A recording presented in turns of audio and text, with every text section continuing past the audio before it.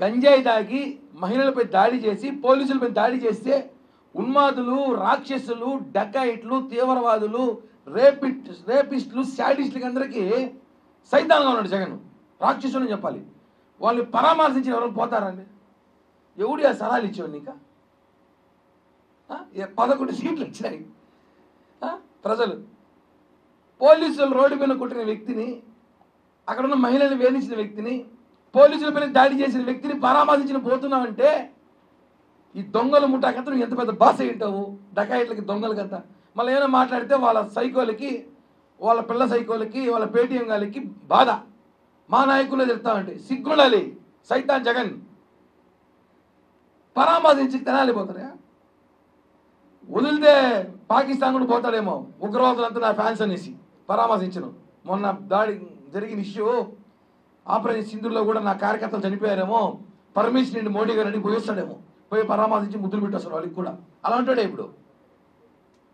ఇట్లాంటి ఉన్మాదులు రాష్ట్రాన్ని తరివేసి, ఇలాంటి సాడిస్టు సైకోలను తరివేసి చూస్తున్నాం కదా. నిన్నటి రోజు గొడ్డలు ఒక పక్క, జెండా ఒక పక్క పెట్టుకుని తిరుగుతున్నాడంటే ఇలాంటి వాళ్ళు పరిపాలన కాపాడుకున్నందుకు వెన్నుపోటు దినం పెడతారంట. సిగ్గుండాలా ఒక మాట మాట్లాడడానికి? మేము ఒకటే చెప్తున్నాం జనసేన పార్టీ తరఫున, వెన్నుపోటు దినం పెట్టుకుంటావో, తద్దినం పెట్టుకుంటా, ఏమైనా పెట్టుకో, మాకైతే గుడ్డుపోటు దినం కావాలి. మేమందరం కూడా దీనికి లెటర్ పెడుతున్నాం. ఒక లోగో కూడా తయారు చేస్తాం. ఆ లోగో కూడా 2 రోజులు రిలీజ్ చేస్తాం.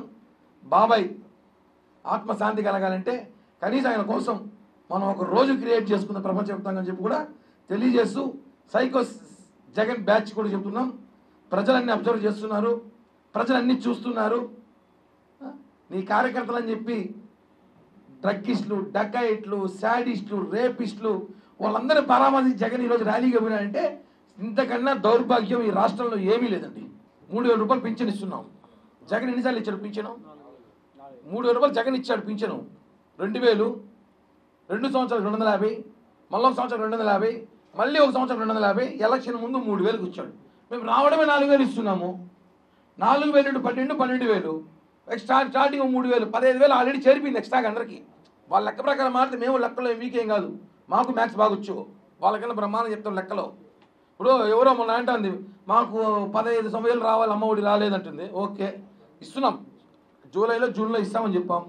ఆ జూలైలో ఉచిత బస్సు పెడుతున్నాము. ఆల్రెడీ అన్నా క్యాంటీన్ ఓపెన్ చేశాము. అలాగే ఉద్యోగాలు ఇస్తున్నాం, పరిశ్రమలు తీసుకొస్తున్నాం, అన్నీ చేస్తున్నాం. ఒక్కొక్కటిగా రేషన్ షాపులు దందా చూడండి, మాఫియాని పక్కకు పెట్టాం.